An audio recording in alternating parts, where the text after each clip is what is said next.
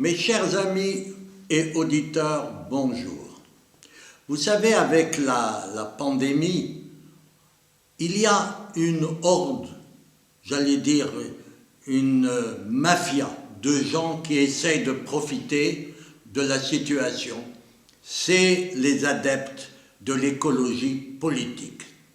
Et alors, il y a une imposture.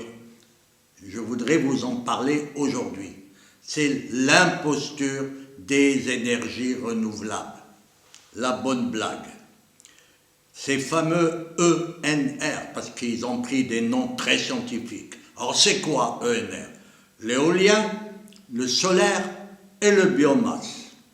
Depuis le début des années 2000, c'est la solution miracle que les écologistes politiques essayent de nous vendre. Ils matraquent les opinions publiques un peu partout dans le monde. Les spécialistes de l'énergie et les scientifiques sérieux savent depuis longtemps, études et preuves à l'appui, avec des statistiques, que ces technologies sont surtout polluantes. Oui, c'est étonnant. L'éolienne est polluante. Elle pollue et en plus, elle pollue les paysages. Les éoliennes produisent essentiellement que de l'énergie de complément et n'ont jamais été capables d'assumer une production suffisante pour nos villes. À ce jour, il n'y a que le nucléaire et l'hydroélectrique qui sont les solutions à même d'assurer nos besoins en énergie. Et cela sans aucune émission de CO2.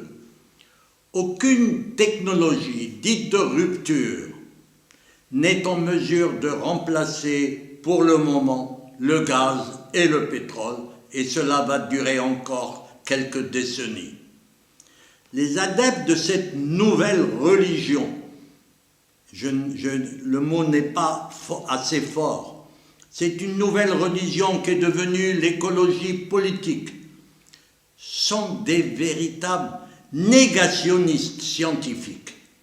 Les plus illuminés, vous ne le savez peut-être pas, rejettent les vaccins, l'avion, l'économie mondialisée, voire même certaines libertés individuelles qui doivent être soumises aux impositions de l'écologie politique.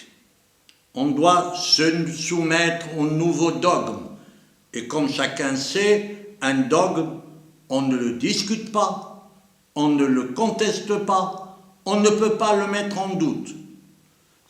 En dépit de l'échec total de l'éolien, qui, comme je vous le disais, ne produit pas grand-chose, et surtout massacre les paysages. Le solaire, aux investissements lourds par rapport à sa production, et le biomasse, qui sont des usines polluantes. La doctrine de la transition énergique chère à la gamine suédoise, vous savez, Greta Thunberg, le porte-parole de ses parents, reste à la mode. Sous la pression électorale des Verts, l'Allemagne, à elle seule, a dépensé 500 milliards d'euros en éoliennes et panneaux solaires, et ce fut un échec cuisant.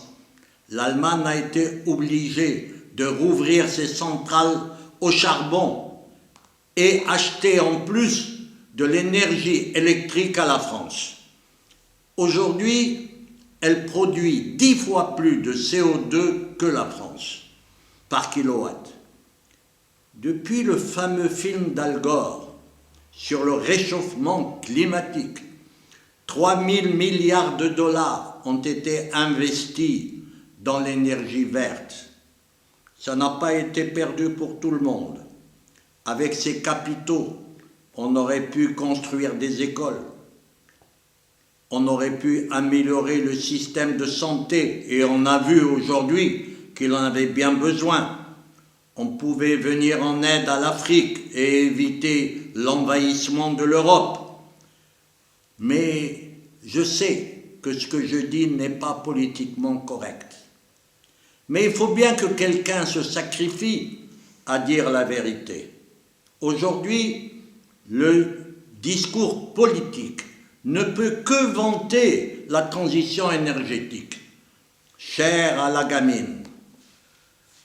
Il faut savoir qu'outre les qualités écologiques du nucléaire, qui a assumé jusqu'à présent et qui assure l'indépendance énergétique de la France, cette industrie a créé 220 000 emplois hautement qualifiés.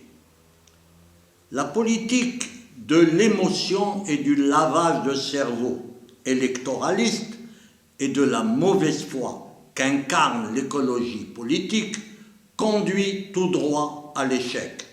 La vraie lutte, celle qui est à mener, c'est celle contre la pollution de l'air, la pollution de la mer, contre la surconsommation et surtout contre les tentatives de prise de pouvoir de l'écologie politique.